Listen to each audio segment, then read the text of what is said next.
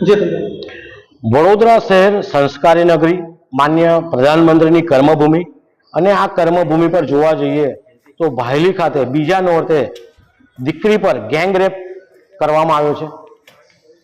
જિલ્લા police, rural police દ્વારા તપાસ ચાલુ છે, પરંતુ 36 કલાકથી વધુ સમય થઈ ગયો હતી। આજે એસપી સાહેબને, મુખ્યમંત્રી સાહેબને, ગૃહમંત્રી સાહેબને આવેદનપત્ર આપ્યું છે।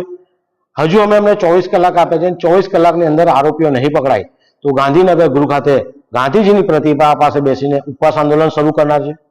વડોદરા શહેરમાં નવલખી ખાતે આ રીતનો જ એક દુષ્કર્મનો બનાવ બન્યો હતો, તેમાં પણ પોલીસની ઢીલી કામગીરીના કારણે ઉપવાસ આંદોલન અમે શરૂ કર્યા હતા। ગૃહમંત્રી ખુદ વડોદરા આવ્યા હતા અને ક્રાઇમ બ્રાન્ચને તપાસ સોંપીને 2 જ દિવસની અંદર તમામ આરોપીઓ પકડાઈ ગયા હતા। વડોદરા શહેરમાં 8000થી વધુ કેમેરા છે, સીસીટીવી કેમેરાનો ઉપયોગ કરીને પણ પકડી શકાય છે, પરંતુ જે રીતના પોલીસ કહી રહી છે કે ભાયલી ટીપી વિસ્તારમાં અનેક જાતના નવા રોડ બન્યા છે, ત્યાં લાઇટોની સુવિધા નથી। જો લાઇટોની સુવિધા નથી તો વુડાને પણ અહીંયા ક્યાંક ને ક્યાંક કાચી કામગીરી છે, કાચું કપાયું છે।